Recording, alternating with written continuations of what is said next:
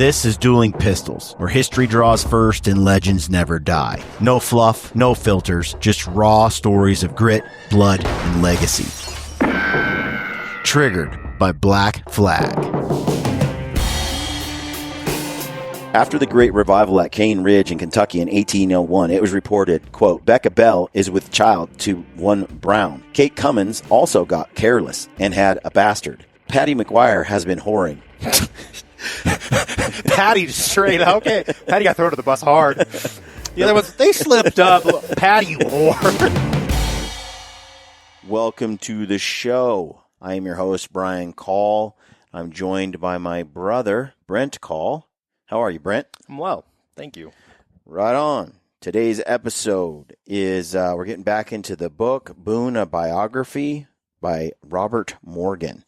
If you don't own the book, I highly recommend it. We're charging through, skipping ahead a few chapters, and we're to the point now where Daniel Boone is getting ready to explore into Kentucky. So far in Boone's life, we've covered it in earlier podcast episodes. If you haven't heard those, go back, check those out. Very interesting. A couple things just to reiterate. We're now in the year of 1769. Daniel Boone is probably 30, because he was born in 1734, and it's 1769, so you can do some quick math. Yeah. Approaching that part of his life, where he's starting to wonder. His dad passed away, and here he is as a 35-year-old dude going, what am I doing with myself? He spent a lot of years trapping, avoiding Indians, running into Indians as a young man. He's a badass. He knows the Indians. He's been caught by the Indians a number of times in the woods as he continued to hunt on their lands sneakily. And we discussed that a little bit. We're kind of at the end of the French and Indian Wars, and we're not quite to independence. 1769, 1775 is kind of when the British Empire says, okay, you colonialists, we're gonna go to war with you. We own this land, and then the history. It's you're gonna take this 2% tax on your tea. Yeah, so we're 1769, so we're 5-6 years away from the Revolutionary War. And on May 1st, 1769, Daniel Boone, John Finley, and John Stewart, with 3 assistants who were to serve as camp workers, left the upper Yadkin with the hope of reaching Kentucky. Their supplies and equipment were loaded on as many as 15 pack horses. This May is one of the most important turning points, not only in Boone's life, but also in Western progress of the frontier, just on the eve of the Revolution and birth of the Republic. It was a good time to get out of North Carolina, especially for a man in debt. But Daniel Boone had taken no part in the local rebellion, the regulator disturbances, or any of that. All his life, he tended to avoid political disputes and confrontations. Smart guy. His peaceableness cost him dearly later, but he preferred to fight with the elements and with the most uncharted wilderness to the west. And by 1769, he and Finley and Stewart were bending all their talents and energy toward the quest for Kentucky. Only if they could reach the Great Meadow, the Middle Ground, the Bluegrass Island, would their lives be renewed and their fortunes prosper. So Boone has been hearing about this land, this sort of visions of Eden, this place they call the Meadow, the Bluegrass, there's a few names for it, the Middle Ground. It's this area in Kentucky through the mountains, the Appalachian Mountains, that is spectacular. And they've got wind of this and heard about it from various sources. The book goes into some detail on where the word Kentucky comes from, and apparently there are a lot of theories. I just would have assumed it was. There's a whole page and a half. So if you want to know those theories, you can look it up in the book, buy the book. But I mean, from an Iroquois name to what the settlers called it, to the Shawnee, I mean, it goes on and on. It's a couple pages. I'm skipping it because I found it interesting, but not interesting enough to cover.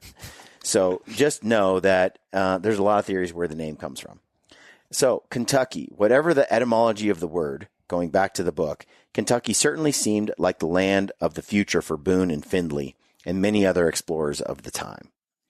It appears that Boone had reasons to leave the Yadkin, perhaps as strong as the lure of Kentucky. He had accumulated more debts than property, and from time to time had been taken to court over unpaid debts, some as large as 50 pounds. And since his father had died in 1765, Boone was free to make bold moves and take his place in the world.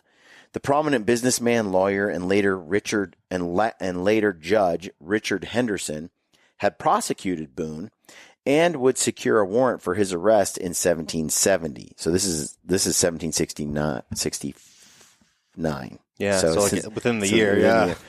Daniel, after Daniel had left for Kentucky, so he leaves for Kentucky, and while he's gone, he gets this nice thing. warrant. And Boone was sued at least twice in 1770 while he was away in Kentucky. And there's a bunch of court documents in the book that go through how he owes people money. Back to the book, it says Richard Henderson and who was that judge, and Nathaniel Hart were among the many entrepreneurs and land speculators in the backwoods of North Carolina.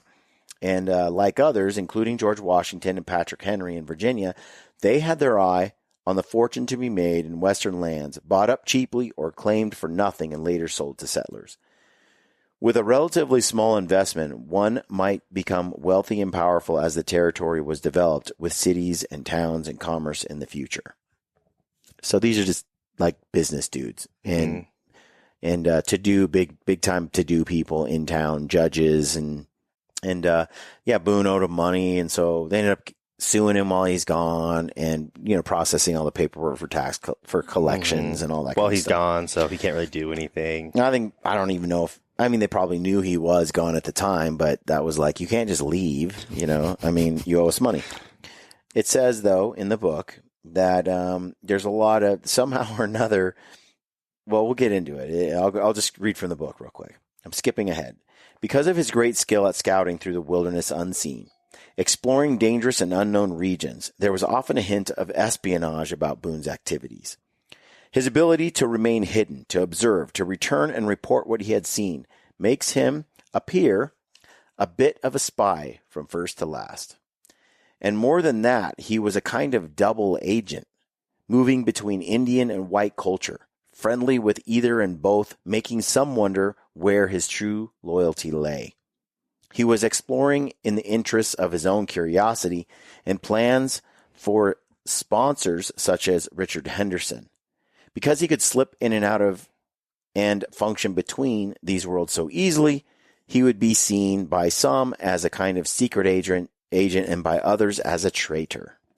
I have a good friend. He served a mission in South Africa, and so he speaks Afrikaans and a couple other things. And he's 6'2", ginger, and he speaks like the Click Tongue Zulu language. And like I get like so you imagine Boone, this Quaker dude speaking different languages and knowing all these things. Like it's weird. Like it just comes across as off.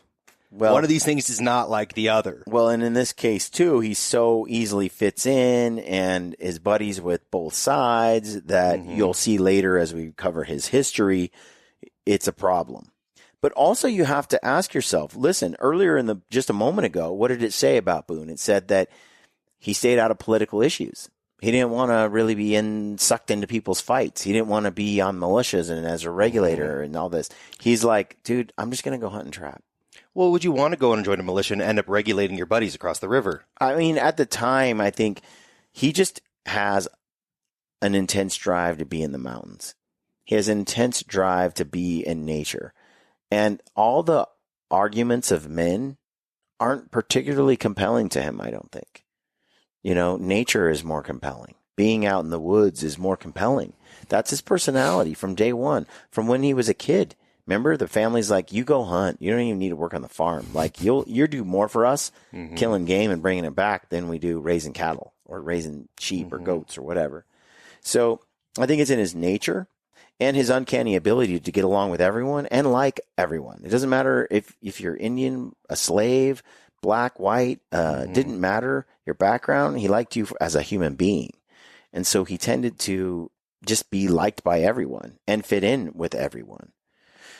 It says, when he got robbed by the Indians, he's like, it's cool. He just went along with their game, traded his excellent rifle for their crappy musket, and was like, yeah, great trade. Thank you. And they were like, everybody knew the game being played. Yeah. In a way, he just, it's like I said before, he kind of wants to do what he wants to do, and he'd do it whether he was paid or not. And it's such an allure to go out into the mountains and just explore and see things and avoid danger and just live in as kind of like the natives that's just who he is. But it does get him into trouble. It says, with his acute senses and capacious memory, Boone had the frontier world under surveillance. Sometimes he was working for Richard Henderson, sometimes for William Russell or the government of Virginia. Mostly, he was spying in the service of his great curiosity and relish for the unexplored country. I was not sure where you were going to go with that. He was spying for the crowd. That's what I was waiting for. There's no indication, that he ever was in cahoots with the British Empire or anything like that. Mm-mm. Well, there are people who accuse him of things like that, but we'll get into that date later. Mm. In any case, there are no documents proving that Boone was in the employ of Henderson before 1774, which makes sense because he was prosecuted in 1770 by Henderson. It says that he didn't join up with him until 1775 or 1774. That's what his son says in the documents, in the records. It says, as far as we know, Boone was never actually put in jail for his debts. And it is possible that a lawyer and businessman such as Henderson might be filing a suit for a client on the one hand while negotiating with the defendant on the other. That sounds a little dirty. So basically he's the lawyer and he's like, let's put Boone in jail. But then he goes to Boone. He's like, hey, look, I can get you off with my client if, let's say you go and find new lands for me to buy in the West. They could have just asked. Yeah, seriously. He probably would have done. He'd been like, okay. Stranger conflicts of interest have been known in the pursuit of business and the practice of law. Oh, you did. Bro, have you watched the news lately? These politicians, man. It says Richard Henderson is on record as saying, quote, Boone had the honor of having more suits entered against him for debt than any other man of his day, chiefly small debts of £5 and under contracted, and under they were contracted for lead and powder. Borrowed a few dollars here and there, and he owed everybody like $5 or $10.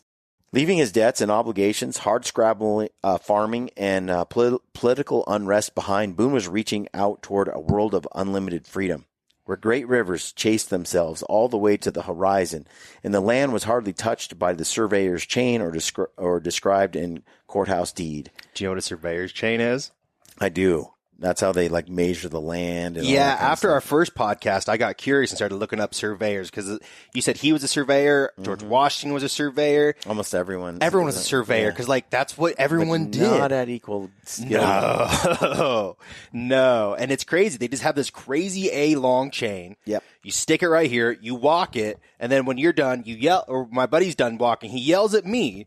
And then I pick up the chain and I roll it up and I meet him and then we continue until we find the other corner. Yeah, it gets really bad. Like it's so shady. People are crisscrossing, surveying land, and they've got like plots that, they sell the same piece of property 3 times to 3 different people. It's like people going and doing bids nowadays for construction. You throw out a bid for someone to come survey your land. You got 4 dudes surveying your land. They bring you 4 different maps. Yeah, but it's more like somebody goes out and says, hey, I have a piece of land for you, and it's authorized by Boone. And somebody else says, I have a piece of land for you, and it's also authorized by Brent. And then I have this other piece of land over here, and it's authorized by this guy, and it's all the same piece of land. And so 3 buyers come along, they all buy it, they all end up out there, and they're like, well, my deed says this is my land, and this guy says it's mine. And it's actually the same land that got accidentally sold 3 times. And now these people are arguing, and they can't get their money back from anybody. And I mean, it's a disaster. Oh, geez. And in the midst of that, Boone's personality is like I'm out. Do it. Figure it out, guys. I'm going to go hunting. And just leaves civilization. Kind of. He just leaves problems. So he doesn't fight for wealth. He doesn't really care about accumulating material wealth in the end. And that's fine for a young man. Yeah, that's definitely, I've learned as becoming an adult. As that's you get not older, okay. Who's going to take care of you then? Because you're not quite capable of taking care of yourself. And so you can become a burden to others, But, I mean, it just goes to show, though, he's so self-sufficient and so preoccupied with adventure and being outside that, he's not the best when it comes to conforming to civilized. That artist thing kind of hails back to that. It says that there are particular events that seem to define a life on the way to becoming a legend. For Washington, it is the winter at Valley Forge and crossing the Delaware. For Franklin, it is the key on the kite, the string that touches lightning, and negotiating the alliance with the French that guaranteed the survival of the rebellion fumbling its way toward a republic. I read a book, a long book about Benjamin Franklin as the ambassador to France. And Benjamin Franklin is such a lech. Yeah, but just Brian, there's a reason they sent him to France.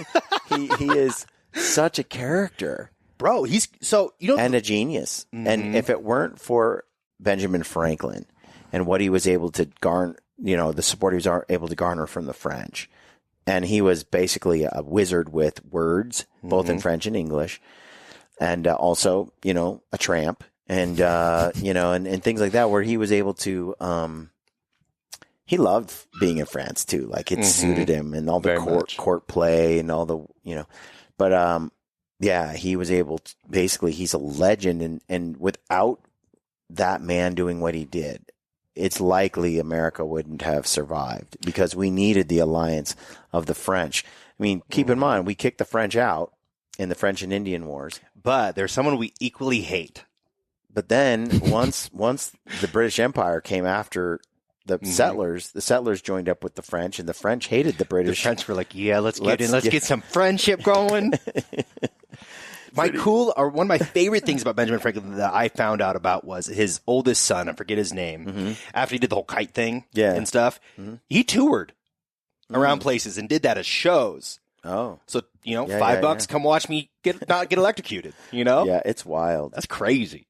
It says that for Boone, talking about the things that sort of were what made people legend, Valley Forge, the French, the kite string, for Boone, it is the image of a man finding his way through a narrow gap into the Eden of Kentucky and leading others there, guaranteeing that the new nation about to be born would extend over the mountains and encompass the whole West. Whatever other deeds he did or did not do, this is the image that has stuck. Of the party of 6, Boone, Findlay, Stewart, James Mooney, Joseph Holder, and William Cooley, 3 had been beyond the mountains before. Boone and Findlay, of course, and John Stewart, who the previous year had gone on the hunting adventure with Benjamin Cutbirth, and a few others all the way into future Tennessee and had carried their furs and hides to market in New Orleans.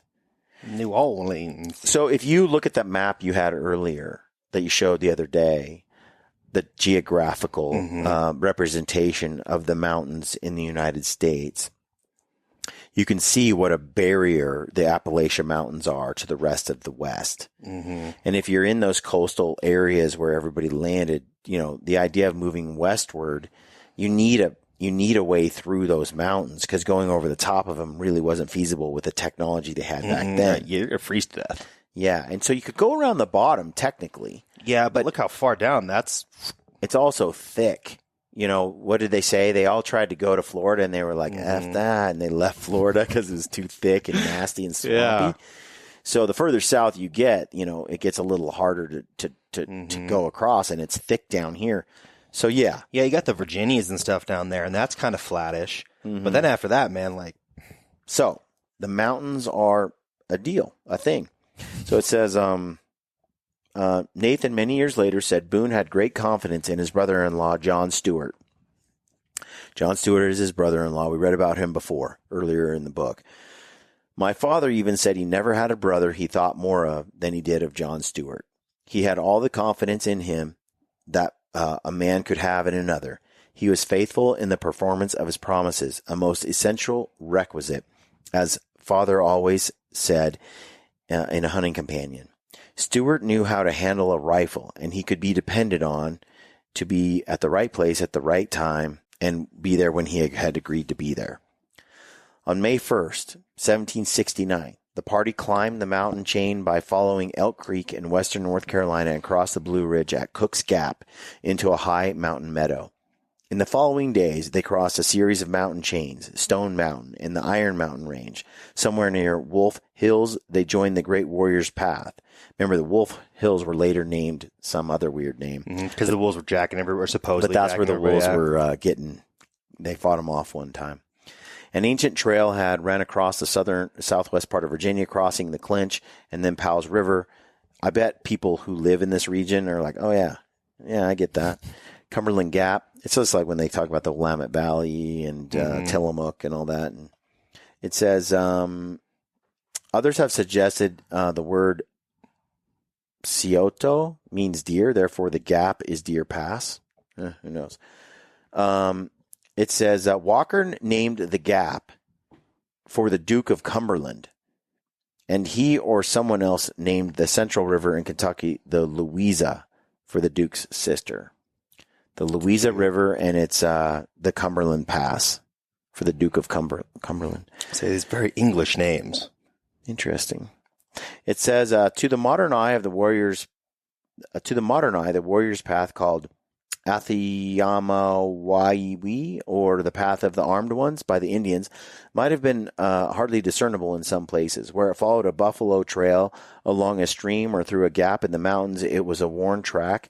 In places, Indian trails were well marked, and others almost invisible to whites.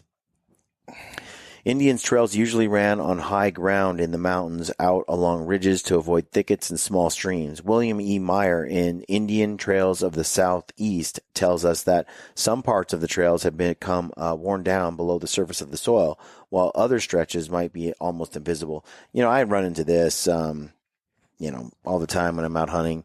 You'll see trails that are like really distinct, and then all of a sudden, there'll be land feature that makes it so the deer or the elk can sort of wander anywhere. And so there's not like a real defined trail. And then you go 300 yards and then it narrows down again into a bottleneck. And then the trail's heavy hard because that's the only passageway through, really. The terrain forces it. So you can see where, the trail comes and goes and disappears. Have you ever come across something like this while out hunting, Bri? Yeah, that's wild. Daniel Boone killed a bear in this spot in 1775. It's still on the tree. Trees. Yeah. He did this a lot. So this is a thing, folks. Boone trees. Right. Boone bear trees. Yeah. That got me excited when I read that. He literally was just carving up trees like, kill the bear right here, folks. Just so you guys know, I did this right here. You know how crazy that'd be to come across that like 20 years later or something or could you imagine thinking you've never? Those are cool pictures, bro. There's a bunch of these. I'm going to throw a bunch of these guys. I need to start putting gritty. Brian called gritty on all these trees. Brian dropped a bear. It's probably illegal right here. now.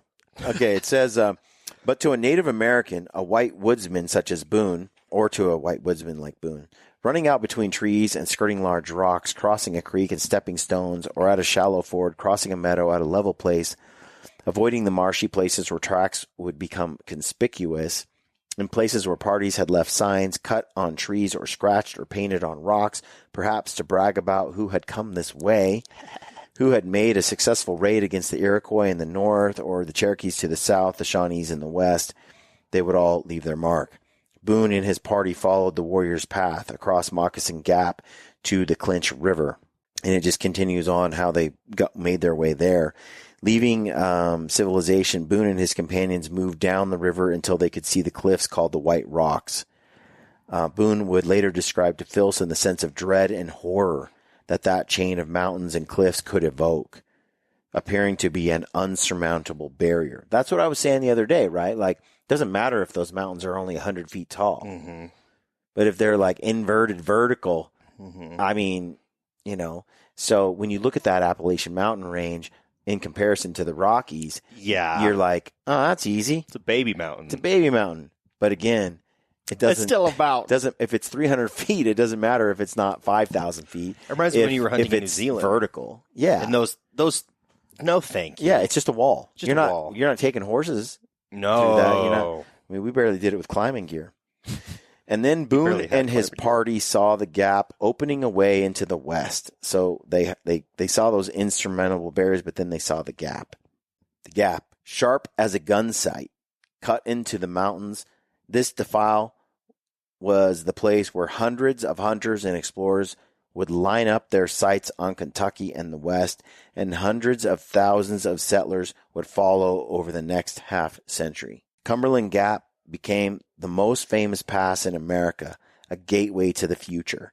Many had passed through the gap before. Gabriel Arthur had crossed there in 1674, escaping from captivity, but it was Boone who made it famous and drew so many to its threshold. That's not a straight line, bro. That's still like... Is that the gap? That's one of the pictures of the gap. That's kind of a ghetto picture.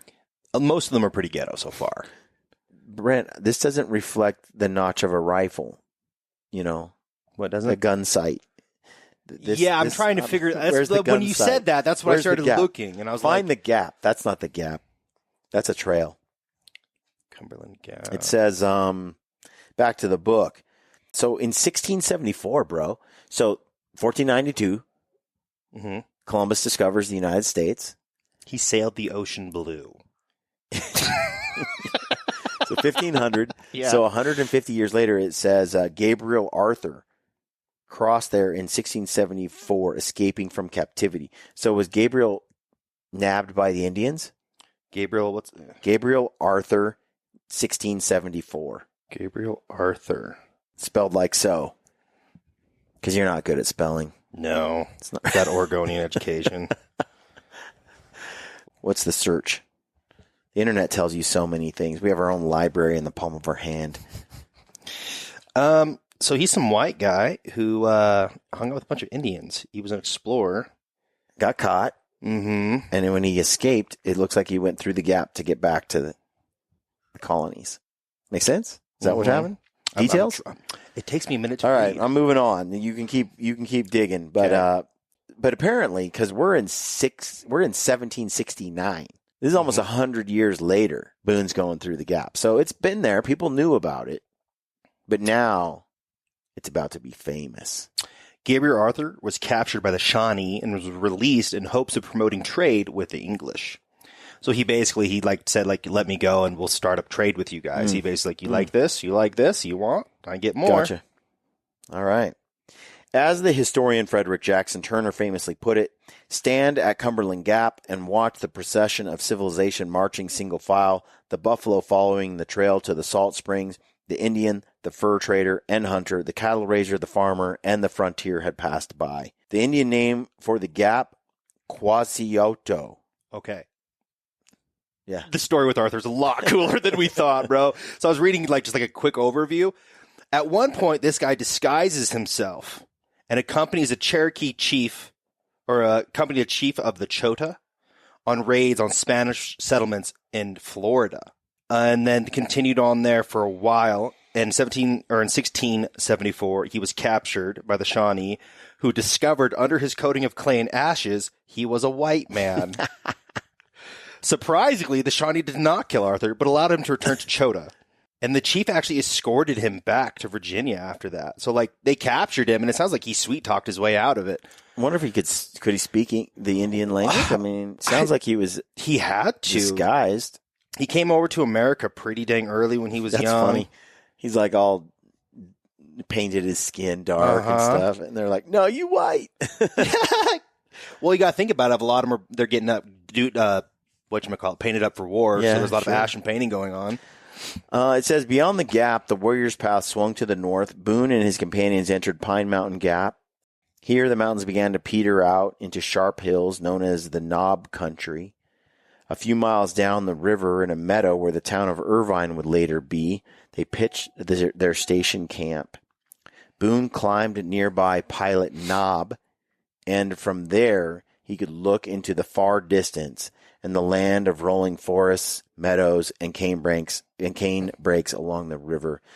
If Boone had wondered before whether Kentucky was only a fable, he could now see the place was a splendid fact.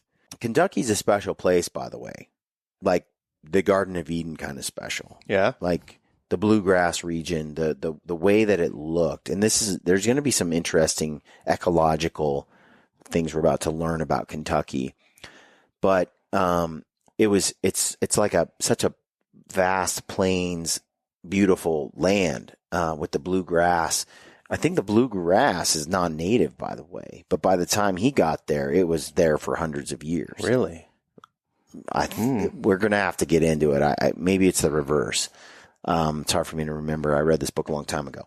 But imagine this. He's standing on what they call Pilot Knob, and he's looking out over, he's finally over the Appalachian Mountains, and he's on the other side looking at Kentucky, and it's just spectacular. Untouched, pristine wilderness as far as the eye can see west. The only thing in there is Indians. And remember, 7 out of 8 died 100 years earlier. Something like 6 out of 7 or something. Something It was like almost over 80% of the population. 86%, I think. Yeah. It says, many historians have referred to Boone's Pisgah vision from Pilot Knob. Pisgah vision. Pisgah was the mountain described in Deuteronomy 34:1, which Moses climbed after wandering in the wilderness to look over into the promised land. A number of painters have portrayed Boone gazing from a height into the new land of Canaan. Like Moses looking over into the land of Canaan after so many years of wandering in the wilderness, Boone gazes on the goal of his quest, the great meadow.